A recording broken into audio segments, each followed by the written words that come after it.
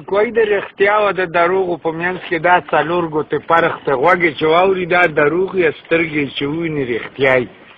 نو د رښتیاو خبره ده هله که تاسو فکر ته خیال کړئ چې سهار له روژه وي نو دا لوی ځان لړخه کوي موسم ښه ده سړیا ورځې لنډې دي داسې هغسې دا واړه ورته خوشحالېږي. یو ورځ داسې ګپ شپ کې خبره د روژې وشوه نو یو وایي ما د وړوکوالي نه ټولې نیسلي دي یو پکې ووایي ما به ګډې وډې نیسلې ما نه پکې تپوس شو خو یو غږ ونه کړ نو ما هغه ته ویم تا جوړ یو نه و نیسلې د وړوکوالي وخت کې وی ما نیسلې وه مرګ مې پکې لیدلی خو تا ته خبره کولو اخبار له ورکولو نو مې زه خو یاره نوم نالم نو ما ته خو مور وی چا لکه خوځه ملم پوم دی کپړې بدلې که جومات ته مونځ له ورشه سبا د روژې اوازه ده نو استاد جي ته ځان وښایي چې زه به روژه نیسم که نه نو ډېر زیات خوشحاله شو وی چې جومات ته رالم مونځ مې وکړو هغه ته مې خبره وکړه چې خلک ووته نو ما ته چې ترخ اوچت کړه نو ما ورته لاس اوچت کړ وی راته چې زه یو نیسه یو خوره وی رالم مور ته مې چې بیبي اډرې دی یوې وکړو خو زه به ټولې نیسم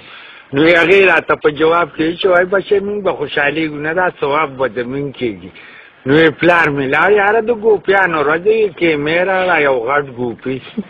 نو ماښام نه مې هم ځان ټیټ موړ که چې بیبي دي چاته اوده پاتې نه شي که نه پخوا به دا خلک اوده پاتې کېده نو یاره چې اوده شوم پښیماني مالې پاسولم نو یې غوړه چای راته کېښودې ما ورته چې بیبي هغه ګوپي نشته وي چې شته وي هغې کې راته ته به وکړه دوه درې پراټې مې هغې سره وخوړې نو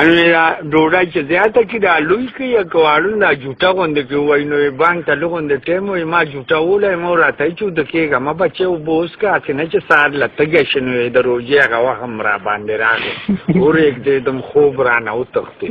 وی مخې ته یې راله جامې ښه چې څنګه بانک چالو شو پخوا به خلکو بانک کې اوبه څښل نو یاره ناتوګله جام مې خولې ته ونیسه خوړه ته ټول مې اوس کړې تاسو ته پته ده چې د اوبو د ګوپي هم خپله کې نه لګي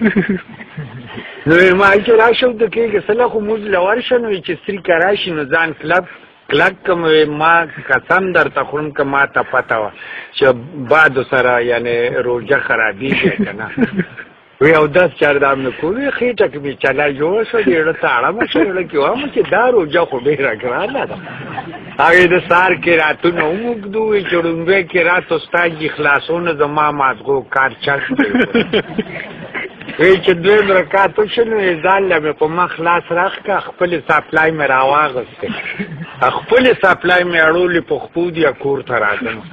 وی چې رالم مور بې د پېشمني لوښي انځل وی ما ورته چې واوره بېبې دا روژه مې د خدای پاک تېره کړي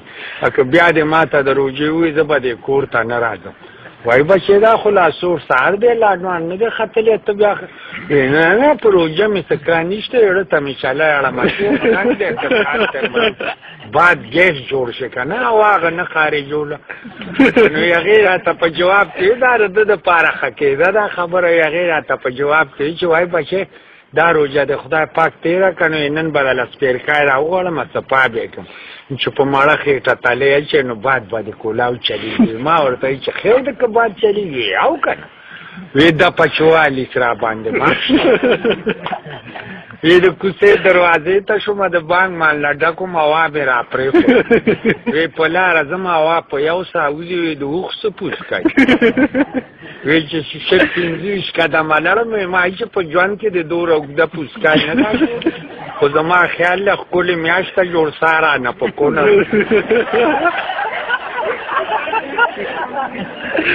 نو یې ډډې ته د ګډال دیوالو هغې له مې شا ورکړه دلته مې د شهادت کلمه ووي هغه چپ شوه ماما مې راته پکې بلکل یاره مرګ لیدې غزل ورپسې ووایه لیلا ښه شپه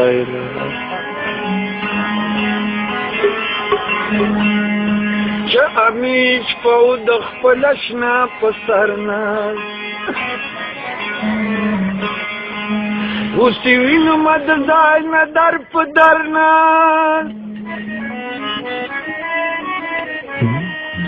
څوک کړي پخه واده د یارۍ ماته